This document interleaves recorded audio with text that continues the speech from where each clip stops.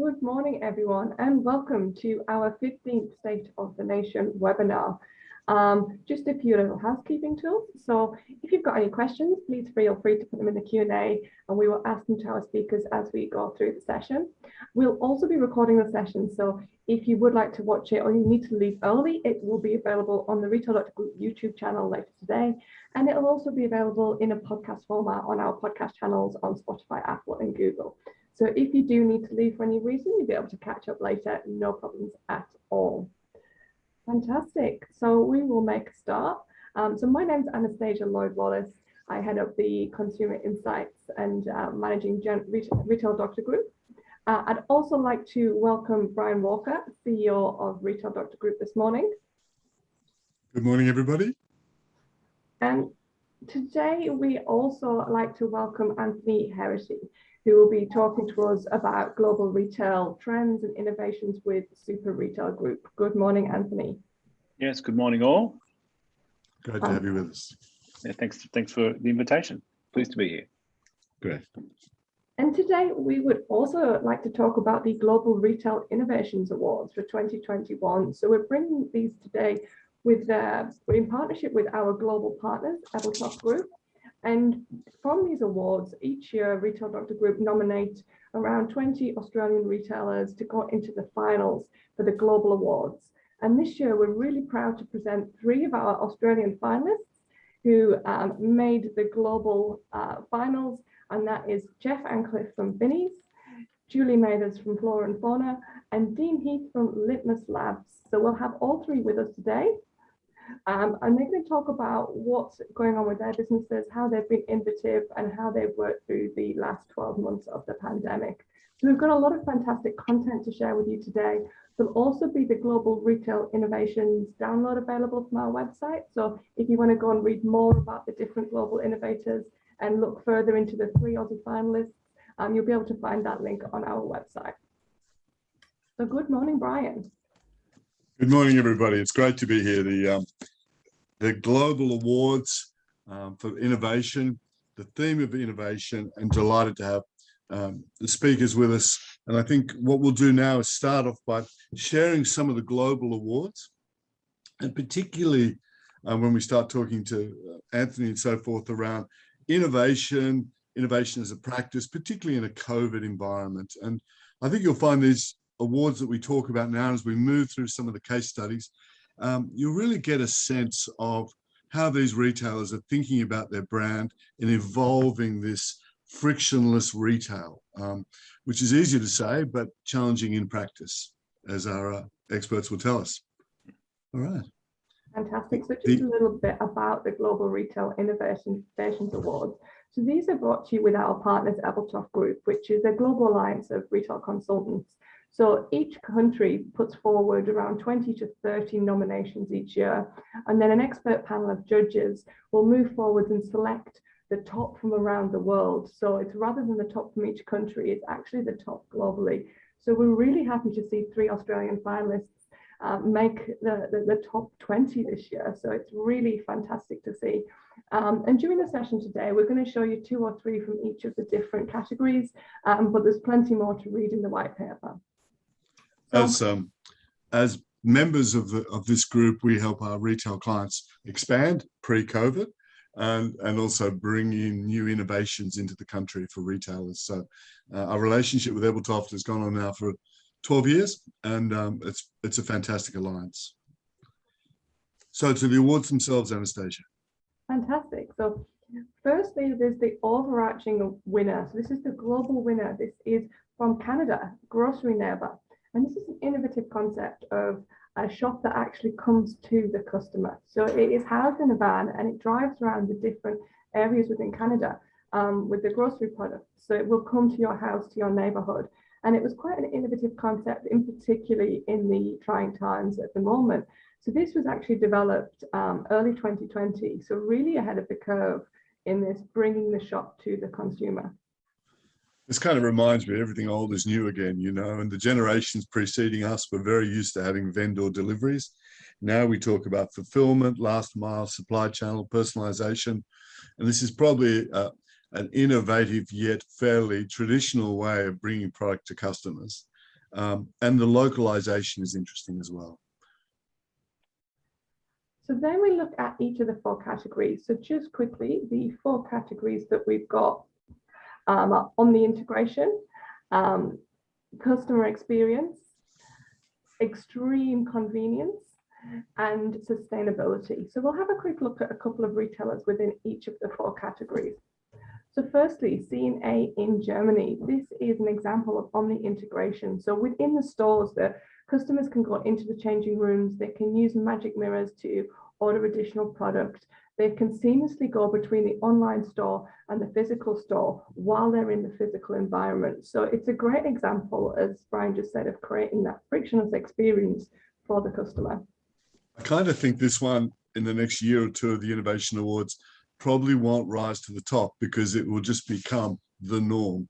And in fact, the screens and the terminals are a bit clunky. I had to be very brutal, but it is this idea of being seamless, ordering online, returning physical stores, and all the various endless aisle click and collect technology drivers. So it's a step in the journey. This one was interesting out of Brazil Delivery Center. So this is creating a delivery hub for shopping centers. So it's a marketplace capacity for shopping centers where the shopping center can host the different retailers, customers can order through the delivery hub based in the shopping center and then collect within the center. So it's seen as a step forward in how can the customer be part of the shopping center environment. No secret that shopping centers globally or assets are really trying to work out their revenue models. The traditional models of rent for space is certainly critical and will continue to be. But now we're looking at shopping centers trying to adapt and evolve, driving their revenue. This one, the click and collect, where they'll go and collect the customers' products from retailers, consolidate them, deliver them, or have them collected. We'll see that happening here very quickly, I think.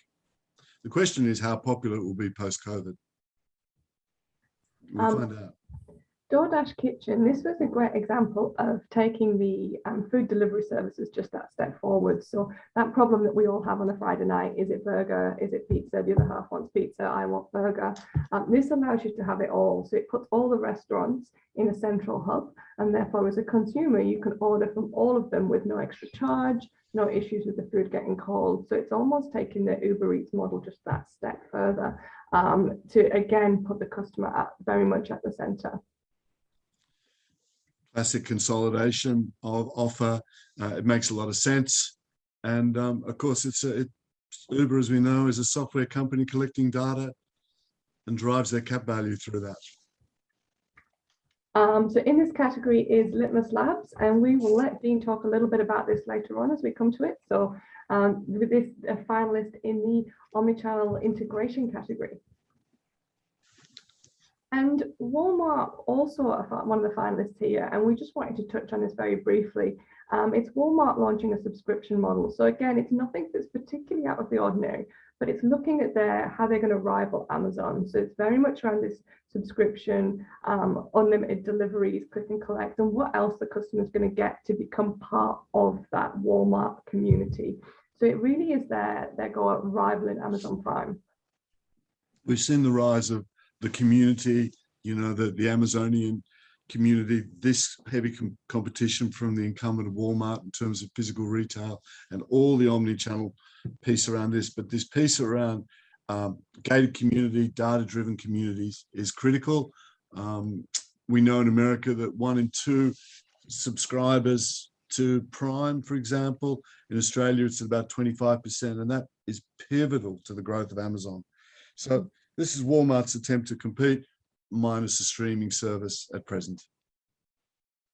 Then we move on to the second category, which is extreme convenience. So this is looking at how do we make it really much easier for the consumer? How do we take away all the friction of the everyday occurrences and really increase at the point of sale? So there's quite a few good innovations in this category. The first one's a technology innovation, which I thought was quite interesting coming out of Poland. So this is a shopping trolley that has the built-in scanner in the trolley. So as you move around the store, you scan the products and you put it in your basket.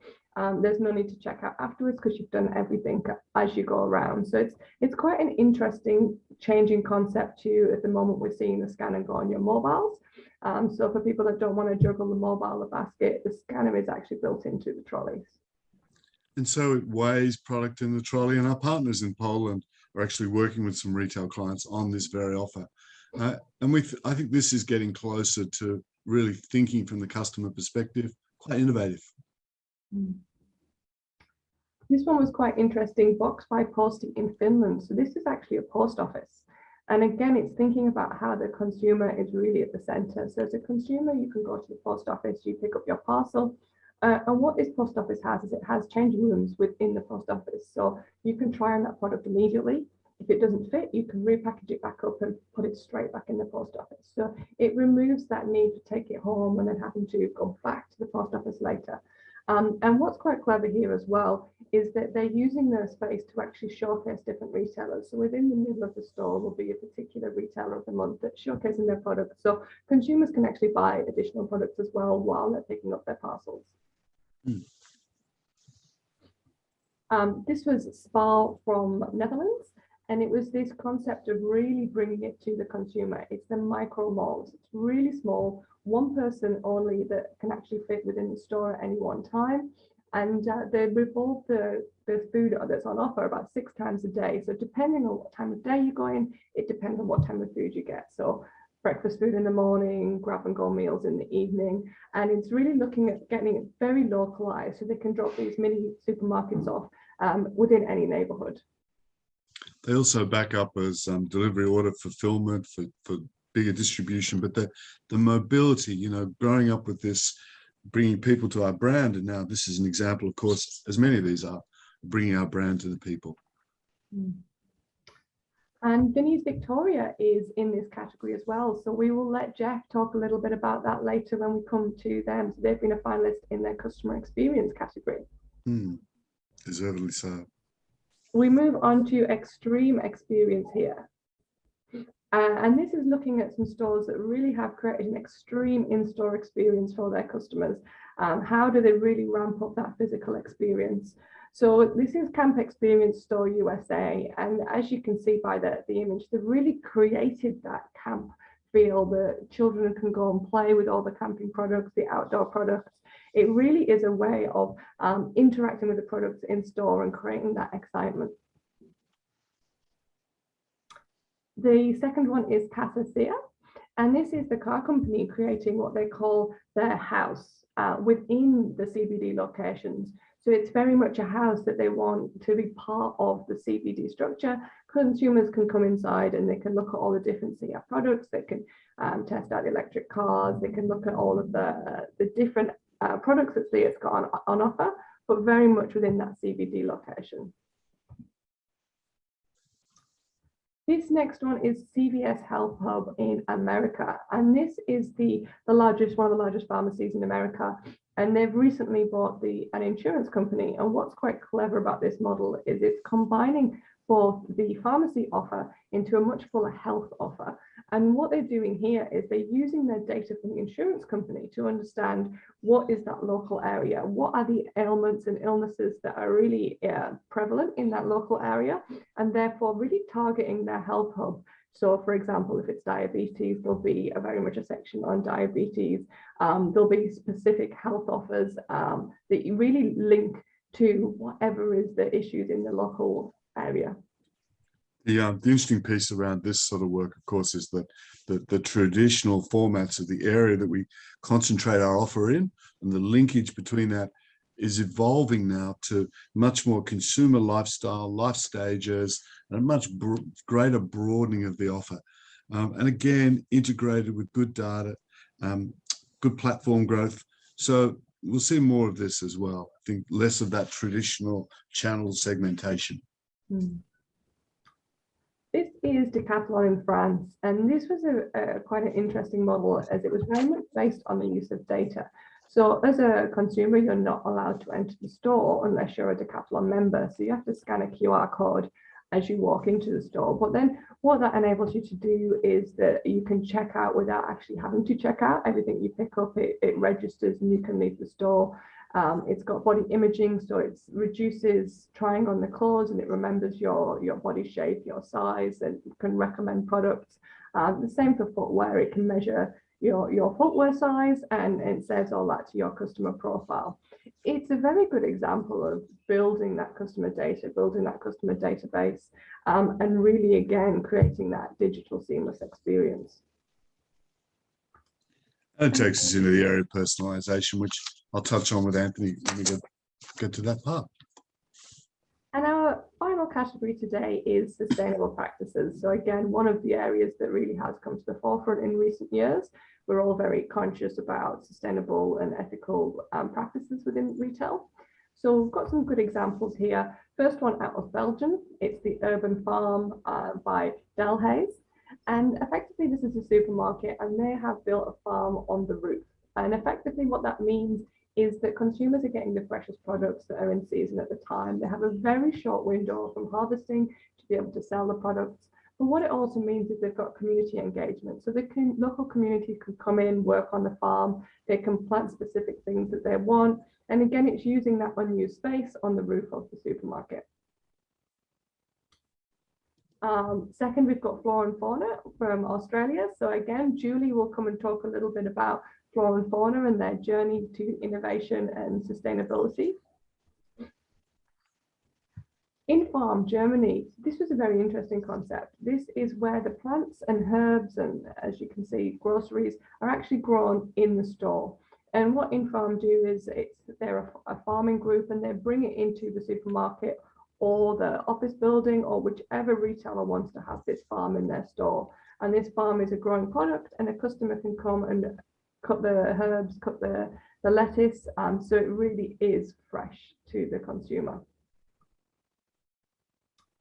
And the final one in this category is Woober. So this was an interesting concept, making educational toys and products for children based on using 3D printing. So it can be very much made at the time and looking at what's available and also linked with teachers. So using teachers and mathematical teachers to really design these products for children. So it was quite an interesting concept and worth looking a bit further into. So that concludes our little trip around the world, hopefully giving some inspiration for you of some of the things that we're seeing happening around the globe at the moment, even during the last 12 months. And within the download, there's probably, I think, around 5, 6 in each category. So please feel free, jump on our website, download the full pack, and you can see some more information about all the different ones. And again, we're going to talk to our 3 Australian finalists. So each year from the Australian Retail Innovators, we nominate all of the finalists of Australian Retail Innovators and they get put forward to Global Retail Innovators. So later on today, we'll show you a link. We're launching the 2021 Australian Retail Innovators. So it's now open to nominate. So if you want to be putting yourselves forward for Australia and then hopefully later on to the world. And also quickly to thank our partners, member countries around the world that have contributed to this study. And in years gone by, this has actually been judged and finalists have been at the World Retail Congress, post-COVID rather, that will continue. But thanks for those that are tuning in. Fantastic. So we now welcome Anthony Heraghty, Group Managing Director and CEO of Super Retail Group. Good morning, Anthony. Yes, good morning. Good morning. Nice to be here. It's great to have you with us, Anthony. And firstly, congratulations on trading results in what has been a challenging period for all retailers, domestically and globally. And maybe we'll sort of touch on some of the pieces around that. And I guess, Anthony, when we start to talk about this piece of the opportunities and the learnings over the last 12 months, how would you sort of paraphrase that as the leader of Super Retail Group? Yeah, I think it's a difficult question to answer without getting into cliches or use the word pivot or any of those other hot topics.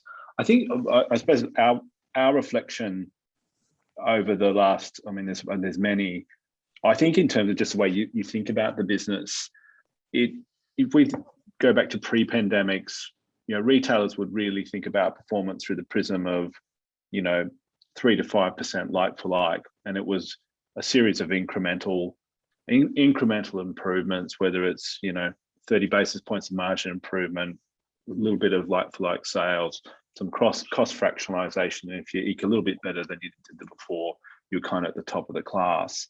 I think what the last 18 months has taught us is just how when that is radically different, the way you think about the business fundamentally changes, and incrementalism just doesn't get you there.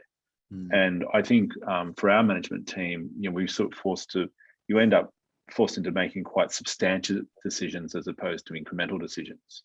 And what I think that's frankly not a bad thing, because you start to see when you make some big calls, you do ultimately get a commensurate result with the call. And so whilst there's always a place for the incremental improvement, and that I don't think will ever die, you do see the benefit of starting to push hard, whether we think about your inventory position, you think about the way you manage stores in a lockdown. A situation like this demands decisions, and when you sort of make them, you get a result. Now the trick is making the right run, getting the right result. And that's a matter for judgment. But I suppose it's forced us to make decisions again, as opposed to sort of relying on a little bit here and a little bit there, and maybe just getting a little bit more. It's interesting, isn't it? I listen to it and I think to myself, in today's discussion, we're sort of having this thread of innovation through the discussion, and I'm thinking about incremental decision making versus higher risk reward decision making that the environment is almost demanding. Where does innovation sit in that? Because that's really some big decisions in the process there, I would imagine. Yeah, so it's been I've been in this role for two and a bit years, and like everyone coming in the role, you sort of start making little bets. You put a couple of innovation irons in the fire, whether that's a store format, way we think about our e-commerce execution. Omni fulfillment for us is obviously quite a strategically critical issue to deal with because of the nature of the fixed versus variable cost base in the business. The way we think about our customer base, data, analytics and like. So we've sort of, I think what I call laid a number of little bets early in the piece. So okay, we'll try this, try that. And of course, just as we got to, starting to see the answer of some of those experiments coming out, where you go, okay, well, that didn't work, but that one looks interesting. We now get to the point where, well, it's now time to scale this. And it's sort of become, a bit of it's probably a little bit more of a confronting decision in this environment to scale something now. Well, maybe it's a hypothetical, I suppose, in a normal environment. So I sort of say there's two things. One, you've got to have enough in the hopper that you're trialing that you can build confidence in backing. Then when you've actually got something to back, you've got to hit it. And, we sort of would say there's, two things that we're sort of, making a transition from broadly. We've done a number of things with our store formats over the last, 18 months, lots of trials, new format for Rebel, frankly, new formats for all four brands. And in the latest release of the market, we're sort of backing that in, and we're going to invest probably more capital in that particular channel than I think we have for some time. Similarly, we've been experimenting with personalization, or thinking about revenue through the prism of a customer as a unit, a measure of profit or revenue, as opposed to a store. So you normally go, okay, well, if I think about my revenue, I divide it by stores, and then I just my unit of measure is store. What we've started to do is, okay, well, what's this customer worth to us, and how should we think about investment in this individual customer, as opposed to the store? And where they shop, I don't really care. It's the profitability in the customer. And you go, well, if you have got a customer walking around that's worth $10,000 of revenue to you, and you're making a hypothetical margin out of that customer of 14%, making that up, of course. How should I think about my investment in that customer? And for us, the experiment we were playing with, well, for that particular customer, we probably need to treat them differently to another. And that manifested itself with an experiment where we're actually sending customers free beer for their custom. Okay. So, thanks very much. Now, not very scalable, pretty blunt, Yeah. but pretty effective. And of course, Yeah. what that's manifested itself in is in the mobilization of a huge personalization and data analytics investment we're making, because we can sort of see in miniature that's interesting, like it's cool, it's kind of fun, but actually pretty useless at that scale. Yeah. But if you then start driving it with some capital and some capability, now clearly we're not sending everyone beer, but Yeah. if you apply that principle at scale, it becomes quite material in its outcome. Yeah. Well, an interesting observation. And so we're moving increasingly into this role of brand and how customers engage with the brand. So the relationship in the next few years between stores to online, the relationship about becoming more omni-channel, key priorities for the business? Yeah, so philosophically, we always, it's easy to say, we've sort of been as channel agnostic as we can be. And I think you've got to answer into that probably two ways, philosophically and then financially, because it's one thing to sort of say, well, I'm omni-channel, but actually if I make no money out of online, well, I'm not very omni-channel. So Yeah. I think maybe I answer into it in those two ways. So if you really believe that the relationship you're having, the relationship you're having with a customer is with your brand as opposed to your format, you philosophically immediately become channel agnostic. Because if you can get yourself philosophically, I really don't care where they buy. Like if they come into the store, that's great. If they come into the shop, that's great. They do both, that's excellent. So long as they come to us instead of someone else, the format becomes unimportant. I think we got ourselves to that part pretty early. Then the game is, well, okay, well, how do I then not create an internal financial penalty for that choice? And how do how do I make that as frictionless as possible too? I presume is part of this as well. Well, if you believe philosophically you don't care, and if you can construct a financial model where indeed it doesn't matter, frictionless happens. I think friction only creeps in when you sort of are sitting there in the back of your mind going, I really would prefer that you went into the store. And it's a whole lot easier to be frictionless, like when you normalize the financial result. So we've sort of spent a lot of time just focusing on the business model that ensures that the internal motivations to really be agnostic about where a customer shops are aligned. Because unless your internal drivers of performance, I'm talking about bonuses, I'm talking about revenue recognition, all that type of stuff, you can have all the workshops in the universe. But if everyone knows deep in their heart that their bonus will come from a store transaction over an online transaction, you're never going to make any progress. That's so.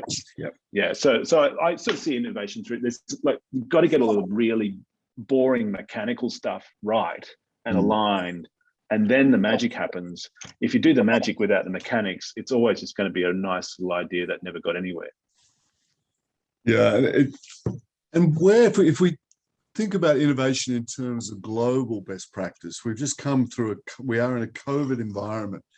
Pre that, of course, we could jump on a plane and go to various cities and look at all sorts of innovation and retailer adaptation. How do you keep that momentum in a COVID environment? Yeah, it's funny. I have a strange perception. Maybe I'm wrong. That it's probably better than it was.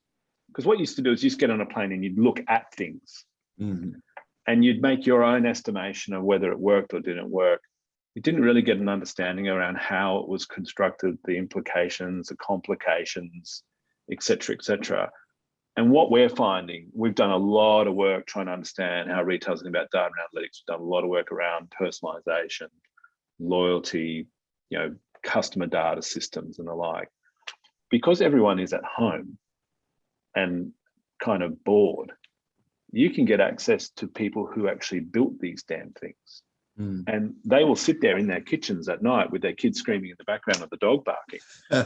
The amount of insight that you'll derive from global retailers sitting in a format like this, where you go, okay, well, that's really interesting, but how did you structure the team? And when you pulled that over there, what did the marketing guys do? And how did then you think about cost allocation for that? And then when you push that into stores, how did you motivate? And they would just sit there and they will tell you. So instead of like flying on a plane, visiting a store, staying in a hotel, maybe you get a meeting with someone for 5 seconds. They kind of show you some photos. We're sitting there on these kind of long haul conversations where you're getting underneath the drivers of how the damn thing worked. And they then sit there on an aside and say, now, whatever you do, don't do this because that was a real disaster for us. And you're scribbling, writing down. So I kind of feel like that we had a day where we traversed all of North America, spoke to very senior people right in the pocket of what we were looking for. And it was the most efficient international trip I've ever done in my career. And I never left my house. It's interesting. I'm reminded I spoke at the African Retail Conference a few nights ago from exactly the same, from basically the kitchen. It's an amazing world, isn't it? Yeah. Now, of course, you got to go see it, feel it, and see how a customer relates to it. Yeah, absolutely. And is that a miss? It's a miss because you never, we even find that with our domestic fleet. We've got to open a new store in Karanyup, and we're all peering into computers as people are showing stuff with phones. And look, it works, but you got to see it and feel it and smell it. But you got to play the cards you dealt. And do you see the physical in part of this this offer changing in size? I know there's a great degree of relativity now as to the brand and the offer, but do you see this trade-off between increasing investment into endless aisle, for example, reducing footprint, increasing focus on deliveries and fulfillment, and perhaps even online platforms? Are these some of the things that come up for discussion and thought? Yeah, absolutely. I think we, in the first instance, we're lucky. We've got a bit over 8 million active club members in our system, and we measure that by if it's active, it's a person that's shopped with us in the last 12 months. So it's not an email list. It's a pretty live data set, and courtesy of our forebears and the way they structured some SAP architecture, and who would ever say this? All our transaction data is attached to those individual customers. Right. So usually when you sort of start a sort of data analytics journey, you go, God, data's everywhere, how to make it work. Someone made some very clever decisions a long time ago, and we're the beneficiaries of that. So what that means for us is that we become quite obsessed for the assortment around the customer specific to their location. And of course, in our game, if you sort of think about all our categories, whether it's consumer, automotive, sport, health, well-being, camping, all that type of stuff, geographic locations are a driver of different assortment. And so for us, it's around making sure that we're able to have the right offer for the right customer. We look at the transactional data to find those gaps. That's been a very rich scene for us. So instead of, I think the potential trap for endless aisle is it's like, well, the answer to more is more. And well, that's could be an answer, but isn't the first answer is to get it right, and then have more of right. So we're heading go on a relationship with the Fanatics in the US, and we'll have an endless aisle offer for all of that license equipment. Now that's the right way to think about it, because that is a more is more solution. But if we just start having endless aisle willy-nilly crazy, well, what are you really doing as a retailer? It's surely about trying to construct an offer. So we're probably trying to do a bit of both, which is first things first, are we really clear about what they're after? Can we see it in the data? And you can if you know how to look. Are we procuring and orchestrating an offer that's relevant, and then dial it up, as opposed to just throw the kitchen sink at them and go, aren't we amazing? We can get you, a cup out of Kazakhstan. No, well said. And I agree entirely. Just a window into where you see the next 6 to 12 months for Australian retail, and perhaps where you see some of the broader trends, Anthony. Yeah, look, I think we're in for an interesting time. I think, I'd say we'll have, it looks to be that for retail, we believe underlying demand still is very robust. I mean, I think there's an unknown as to what happens as Melbourne and Sydney come out of lockdown. But if you look, unemployment's relatively low. There's certainly a wealth effect taking place. International tourism, whilst for those on the call that are in that category, there but for, that's tough. that does have an impact on domestic consumption. There's no doubt we've seen that. So you sort of say, well, look, underlying demand looks okay. Certainly going to have lockdowns punctuated, I think, all the way through the next 12 to 18 months.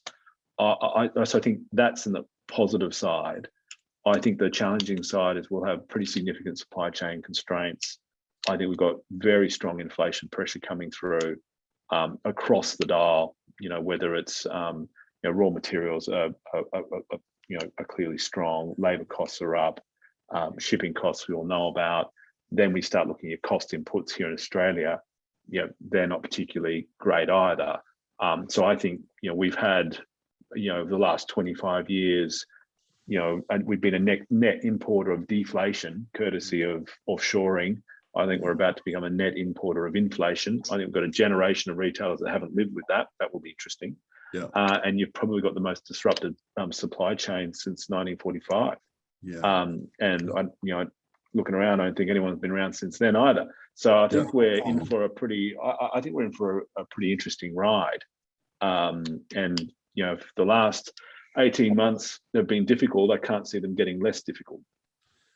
And I think I might add to that, my sense of this is there's a general undercapitalization of retail, as a broad brush comment, because a lot of this is technology fueled, and you've given some great examples.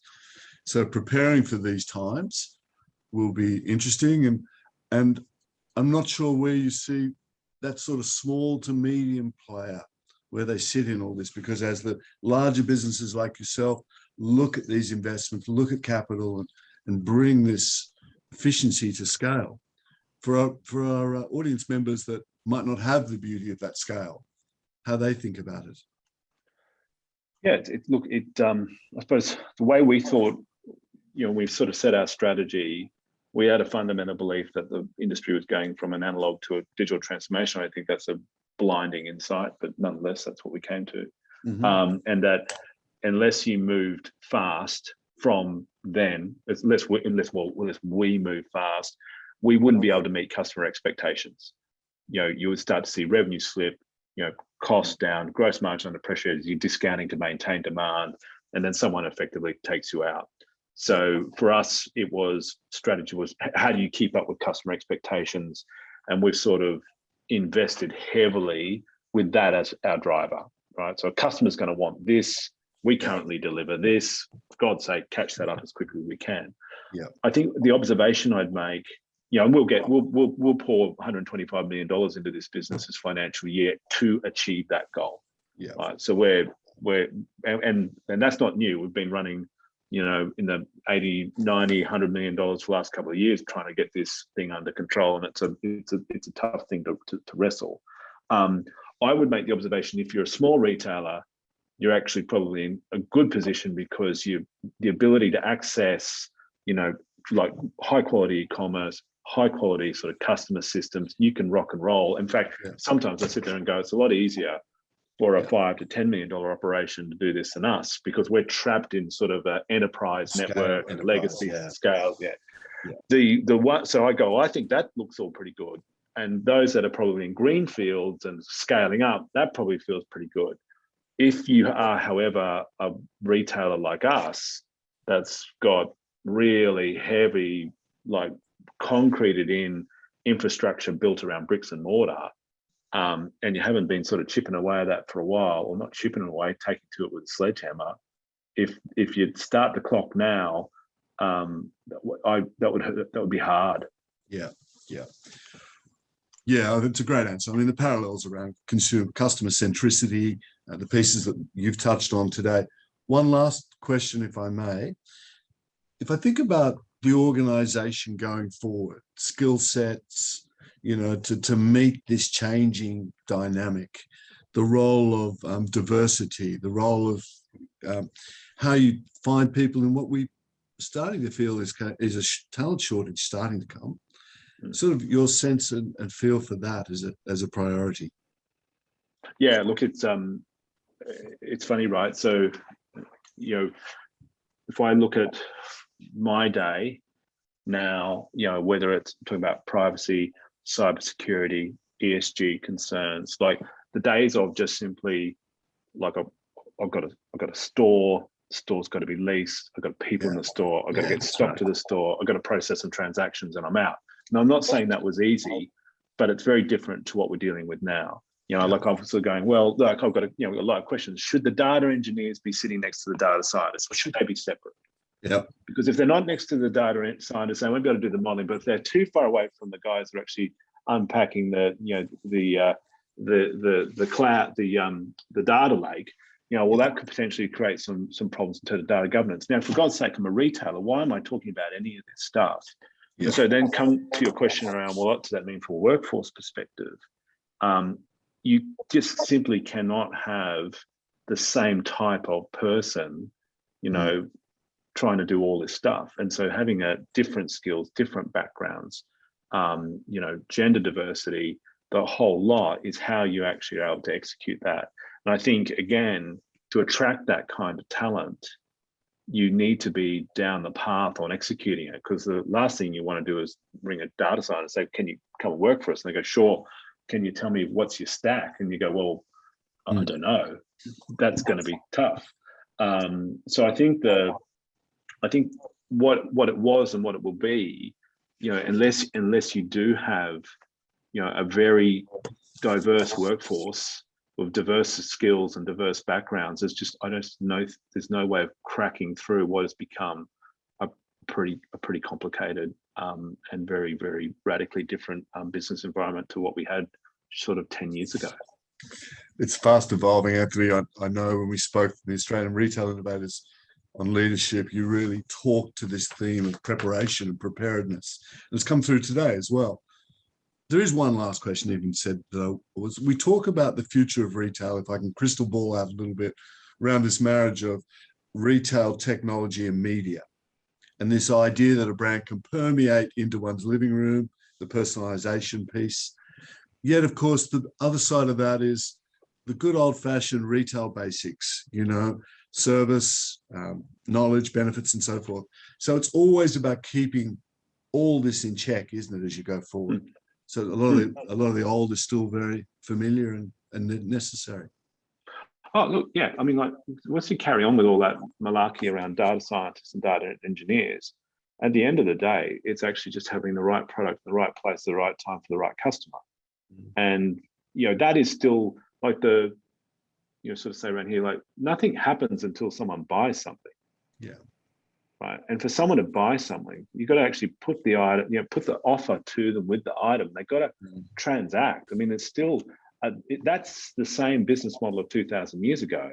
Yeah. It's just that it's surrounded by, frankly, just a lot of complexity. I'm not, for the Amazons of the world and getting into media and stuff, I get all that, because that's starting to be, I want to be omniscient. I want to be, it's a general merchandise strategy. But for the, if you're a specialist, like for instance, Rebel has to be able to have a brand connection on something that's of interest to the customer, which is sport, health and well-being. And at the end of the day, the bottom of the triangle, which is, when I'm ready to buy something and I want some help, I can find it. If I want to buy it, I want to be at the right price. If the item's nearby, I want it to be done quick. I want you delivery promises. Bottom of the triangle, don't have that, you don't have the top. Yeah, 100%. I'm resisting the urge to ask you more questions. Anthony, what a terrific session, though. Thank you. Really great stuff. Really great. Great to be here. Fantastic. Great to see you. We'll just open it very quickly to a couple of questions. We are running a little bit behind, so we'll just take a couple of questions. I've been a bit indulgent there, haven't I? But anyway. All good. It's very interesting. While we do that, I'm just going to launch a poll for our audience, just some questions. So if you'd like to answer the questions on screen, you don't have to. And if you've got any questions for Anthony, if you want to put them into the Q&A, and we'll ask a couple now, and then we'll move on to our Australian finalists, so Dene, Jeff, and Julie.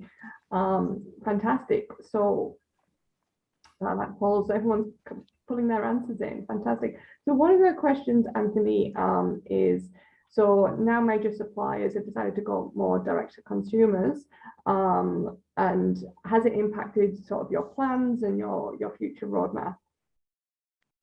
Yeah, look, no. Well, let me answer that. Yes, absolutely, but not potentially the negative way.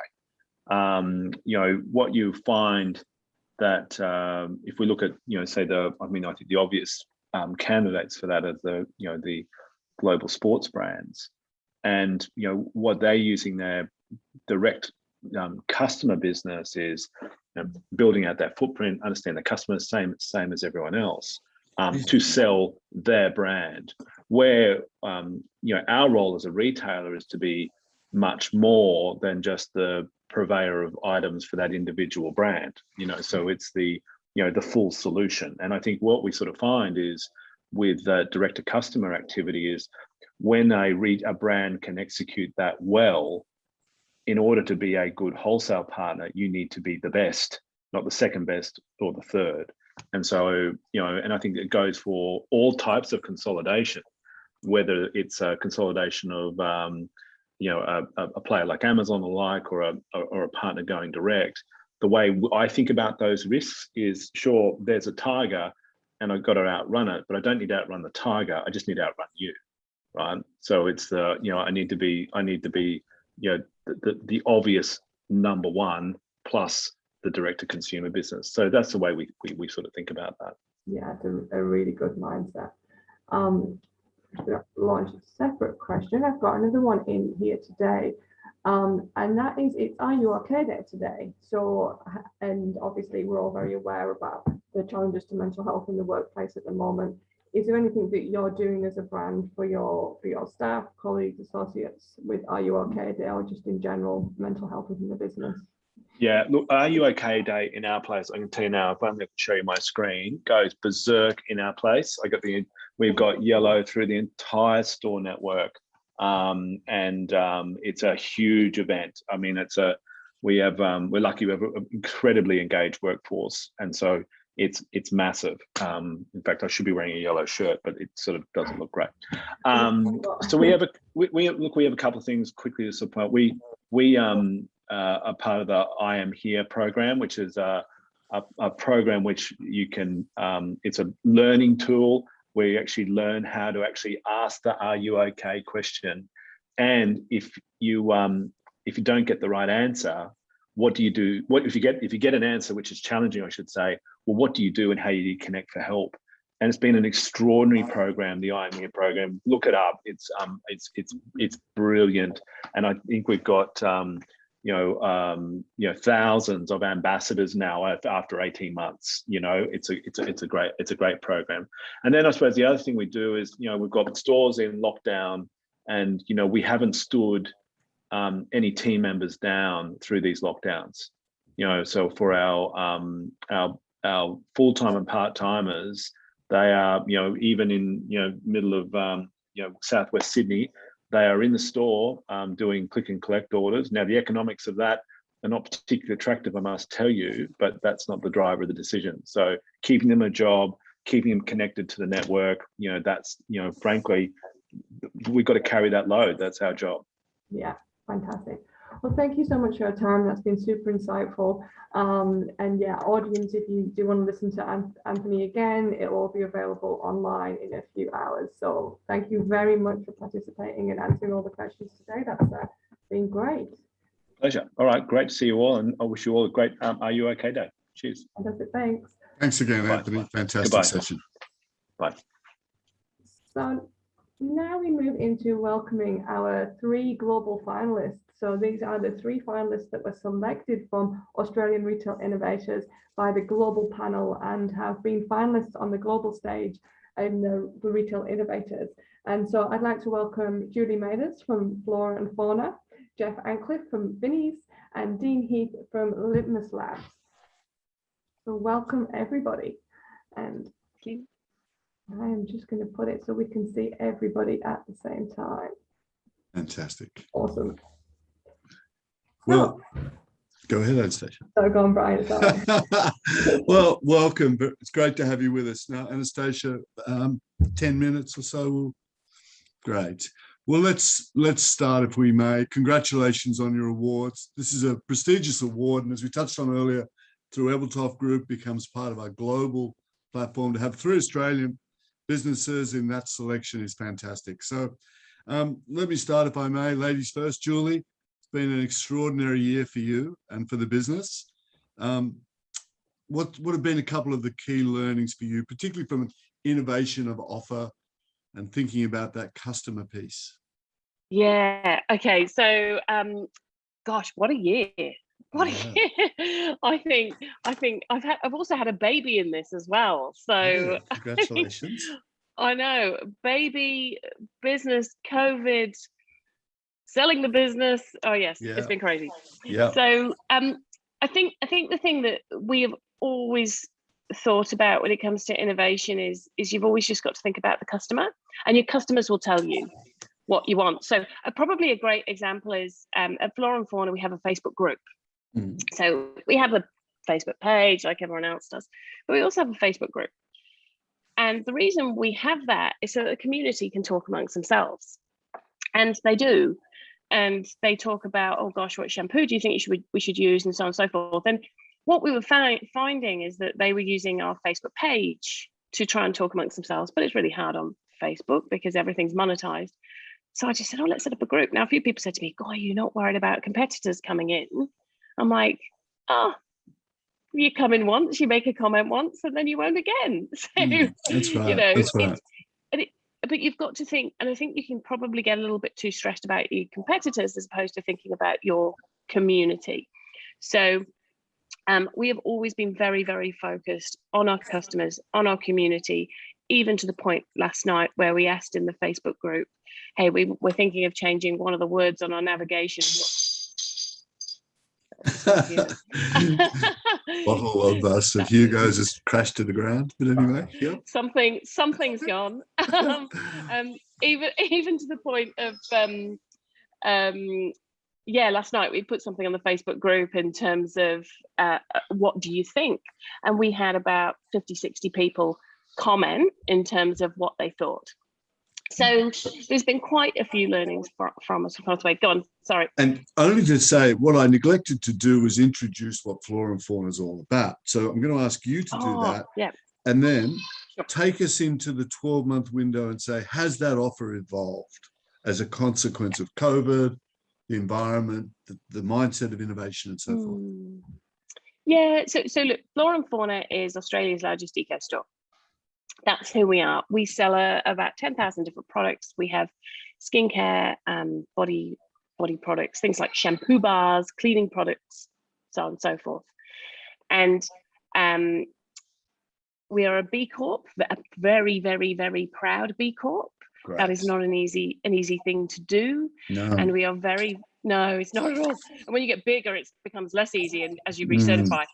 And we are very focused on values. We're very focused on purpose. So our purpose is to help everyone make better choices. So if you find, I use props, might as well use props. If you find a sunscreen in the supermarket, well, we'll have a different sunscreen. And this sunscreen is zinc based, and it comes in a sugarcane tube, and it gives 1% for the planet. That's how we work and operate. We do lots with charity. 20% of our team live with a disability. Basically, when I set up Flora and Fauna, I looked at everything we did and said, how can we do it better? And that's just kind of our...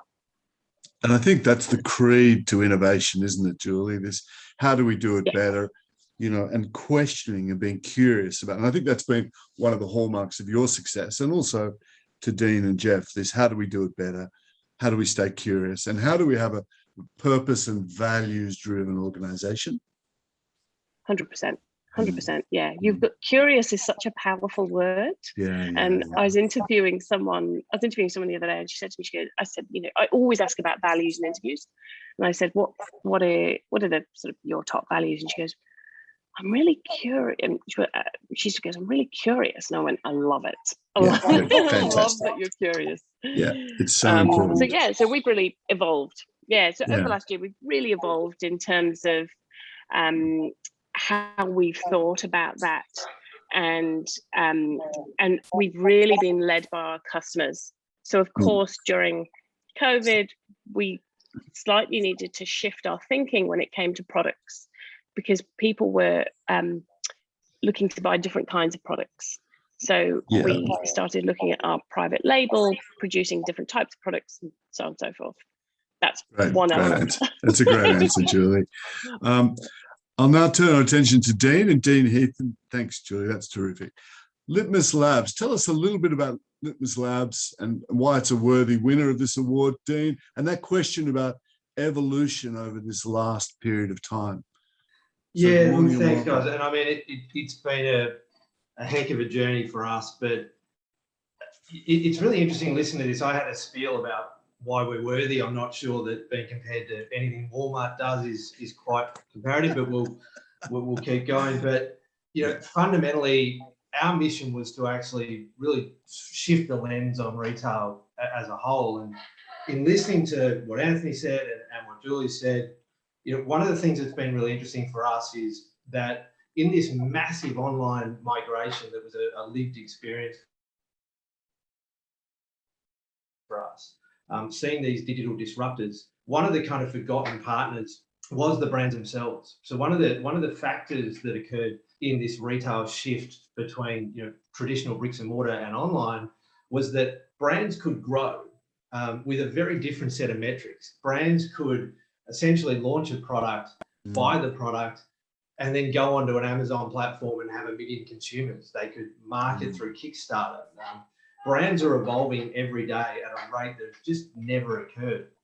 But what we do know is that, particularly in Australia, the vast majority of customers want to shop in a store. They're first going to discover a brand in store. They're first going to, consider a brand in store. And 9 out of 10, more than 9 out of 10 customers are more likely to buy it having had a good experience with it physically. So all of these brands, all of these massive, fundamentally game-changing brands that offer new technology or new fashion to a customer didn't really have access to stores that can give them that discovery piece and give them that fantastic consumer experience. So our stores were all designed to essentially create a digital interface. So you are having an online shopping experience in a physical store.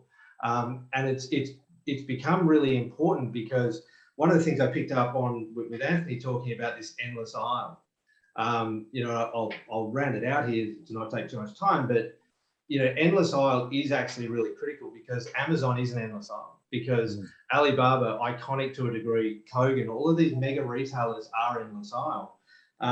What we've designed ourselves to do is not just measure what we're selling.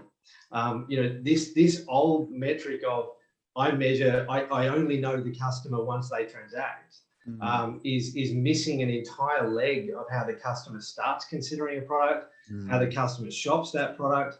So we've created a platform that in our stores we're measuring the customer journey. So we're looking at the ways that we can quite literally put data metrics not behind who buys it and who they are, but actually how they're shopping it. And that's ultimately what we've set out to do is essentially be the experiential platform for online. So if I come into one of your concession stores in a department store, Myer, for example, and I want to get familiar with some technology, you've already got a pretty good handle on my commencement of that customer journey. Yeah, that's right. And I think that, what's been fascinating is, so we use a platform that we've spent, 3 years evolving. It started off as a very kind of messy platform where we were just trying to understand how customers wanted to view products, and what it's evolved to is a really specific way of customers looking at specifications on a product versus descriptions versus watching the video. So as an example of what we do, in categories like mobility, which is a really rapidly growing category with e-scooters and e-bikes, customers are very fact heavy. They want to know the battery life. They want to know how long it takes to charge. So they shop through these detailed specifications. In a lot of our fashion world, we recently launched a new concession called Emerge, which has been phenomenal and is giving access to new Australian brands and international brands in a department store environment. But again, not detail heavy. People don't want to look at the specifications. They want to look at fit. They want to try it on. So we're actually able to really measure and gain that business intelligence. So our offer is predicated on how people shop, not necessarily what they shop. Yeah, great answer, Dean. Really appreciate it, and fantastic achievement being a finalist. So congratulations. I appreciate it. And what a wonderful segue to Jeff. Jeff Antcliff heads up Vinnies Victoria is the CEO. We know Jeff and the team well, and we have to say we've done quite a bit of insights work for the group. And Jeff is a chap who's always thinking about curiosity, what's next, how to grow. And that customer journey in your business, Jeff, has been critical, hasn't it? So perhaps touch on the scale of the business, if you would, and how you took an innovative approach to what you do. Thanks, Brian. Vinnies, we're actually 6,000 team members here in Victoria. We have 109 shops. 96% of my workforce is volunteer, and about 93% of what we sell, we actually get for nothing. It's donated to us. So it's a very unique model in that respect. Probably one of the lowest costs of goods any retailer has in the world, for that matter. We also have a fleet of vehicles. And I guess for us, what drives us is we coined the phrase retail with purpose. Because what we do in the shops is generate a sustainable income for the society, so we can operate the soup van, so we can provide accommodation support, so we can provide food support. So that meant to us that we actually had to create a sustainable retail model. You can't be beige, you can't look like you belong in the 1980s. So one thing that was really important for us was to get to know who our customer is. And yes, the insights that work that Anastasia and the Retail Doctor Group pulled together for us to actually understand who our customer was, so we could actually get closer to them, has really formed our directions and underpinned our strategies over the last 3 years. Great.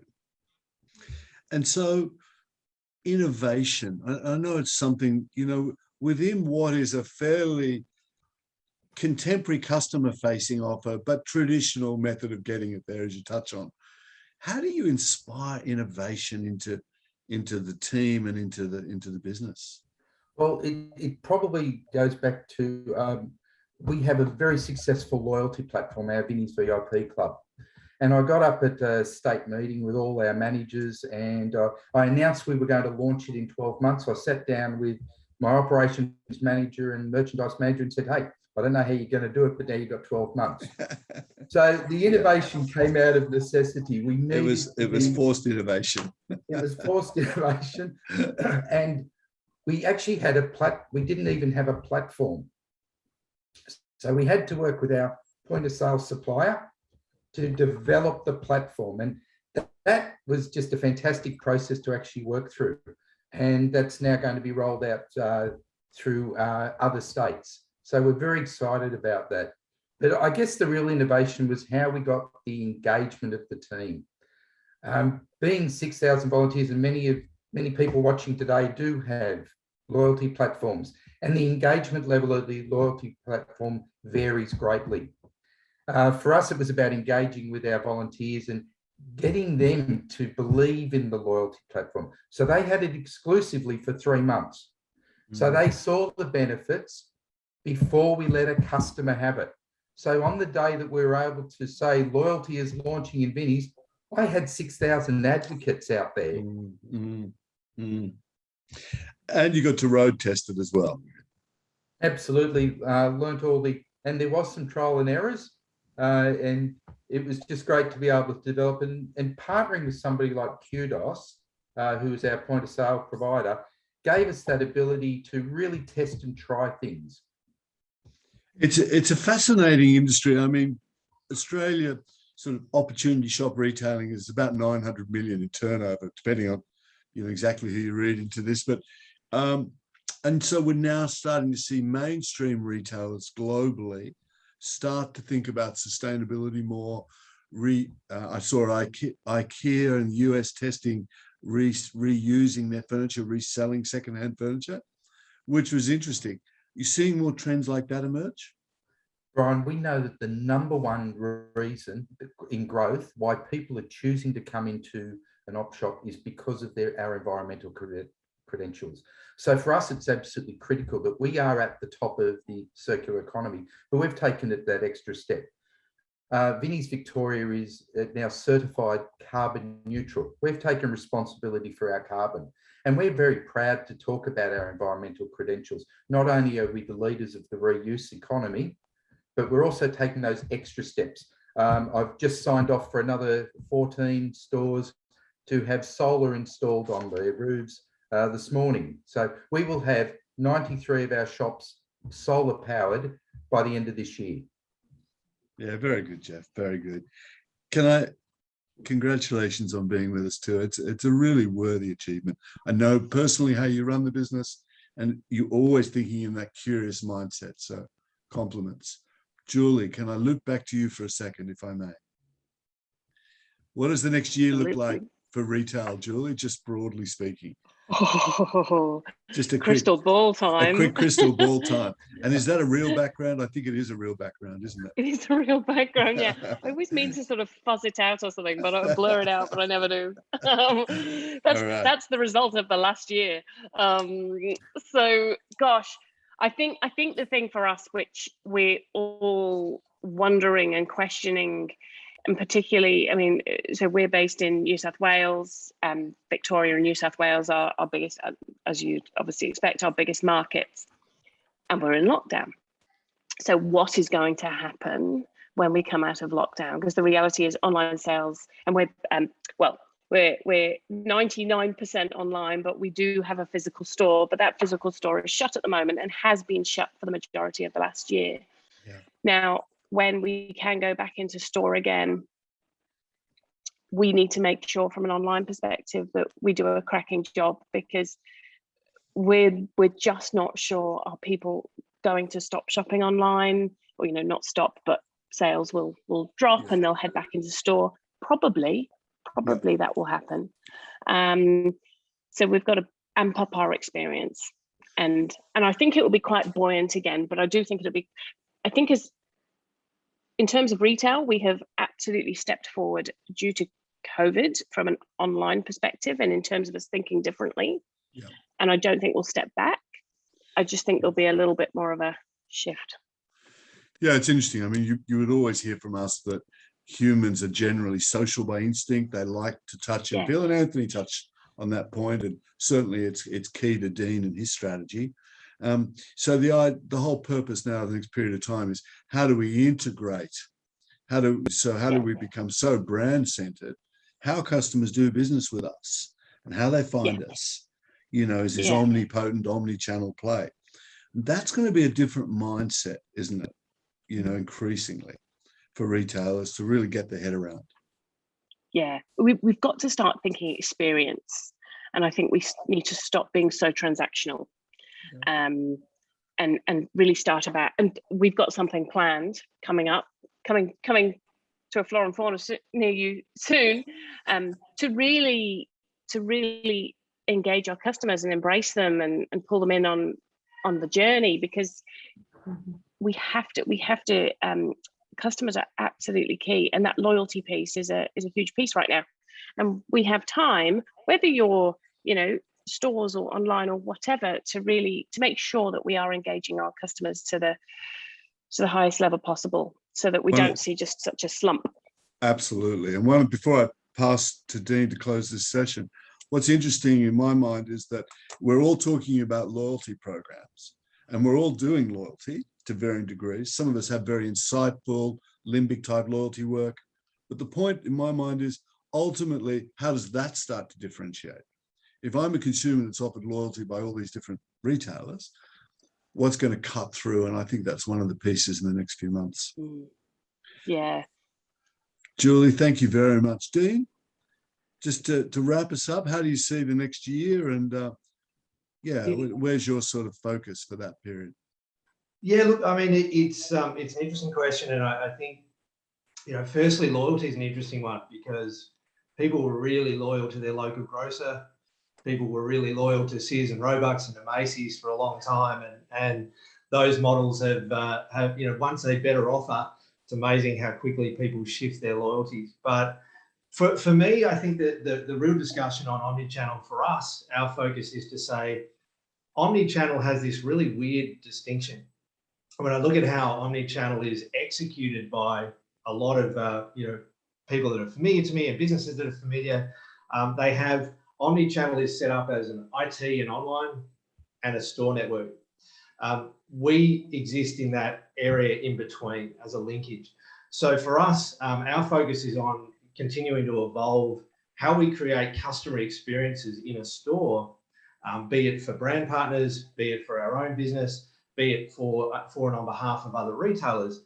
But what our focus is to ultimately keep people into that ecosystem and synchronize the in-store experience to the online experience, because that is true omnichannel. And as it sits right now, the two are kind of non-cooperative siblings for the most part of business. That's a good term. I was in a leading retailer the other day who wasn't accepting online returns into the physical space. And, you know, for what it's worth, I see omnichannel in exactly the same way, but I see it fundamentally as a foundation technology play that enables you to do all these things. And some people would say that omnichannel starts at the front end, at the customer facing. I'm less of that mindset. I'm much more about getting the platform in play. Your thoughts? Yeah, absolutely. And it's really interesting, the example of returns. I had a conversation, I want to say 4 or 5 years ago with a big department store in North America, where they were the exclusive stockist of one of the brands we had. And we said to them, hey, we'd like you to be the vestibule for them, for customers to be able to return product. And they said, well, no, we can't do that. And I said, well, what, you're objecting to me sending customers that haven't been into your store into your store? Is this really how you want to engage with brands? So, you know, I think that when you look at the metrics, though, I mean, in a slightly more sinister way, you know, one of the other challenges of omnichannel is that online returns are an enormous challenge. So there are a lot of barriers to continuing to sell online, particularly in the fashion space and spaces where people are pretty liberal at buying. You know, the better we get at the returns process, yeah, the more you actually create a rod for your own back. So having the consideration starting with an experience is going to mitigate a lot of those. We see 50-60% reductions in return rates because people have physically experienced the product. They've tried it on, they're comfortable with it. They're not getting a surprise in the package and, you know, when Australia Post drops it off. Yeah, and I think the next wave of technology that brings us into more enhanced AI, augmented reality, predictive modeling, that will start to really address the return side of it. Absolutely. As well as new to market type finance operations for retailers that do all that. But that's for another topic for another day. I think I'm going to say just one quick thing, and the agnostic view of this, all power to the curious, because that's the start of the innovative journey. And Dean, Julie, and Jeff, you've demonstrated that in spades. So thanks for joining us today. Congratulations once again. And I'm going to pass back to Anastasia before I run us out of time. Yeah, so just to wrap up super quickly, I've got one more question for our audience. So while we're just wrapping up, I'll launch that poll. Again, thanks everyone for participating today. One of the things that we have said is we have launched our 2022 Australian Retail Innovations. So nominations are now open. So if you want to be the next Dean, Julie and Jeff, nominations are now open for this year. So you can use the QR code on screen or Retail Doctor Group website, you'll find a link. And so there is 7 different categories that you can nominate in. So you can nominate yourself, you can nominate another retailer, and you can nominate in one category at a time, but you're more than welcome to go back and nominate in another category later.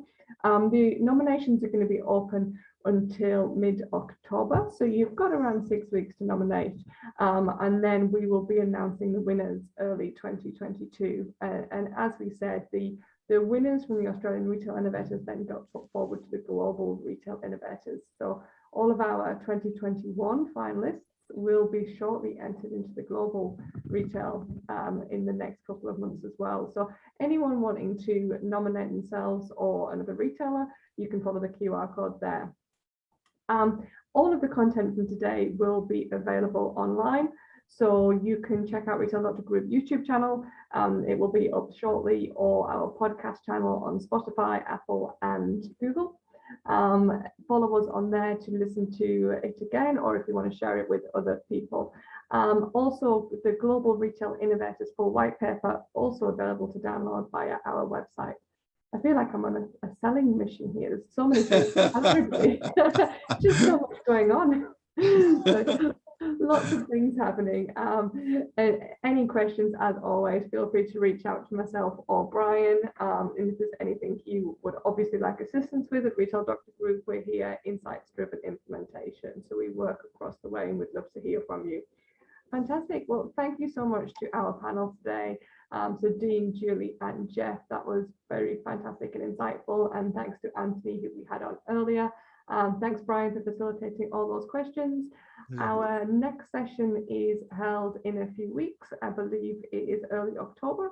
So again, you'll be able to register for that. We'll send you all a link if you'd like to register for the next session.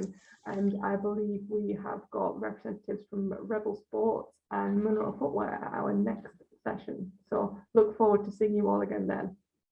Thank you. And thanks, Anastasia, for putting all this together and the team here at Retail Doctor Group. Once again, to everyone who came and joined us today, thanks for being there. And we look forward to seeing you very soon. Thanks. Thanks, guys. Thanks again.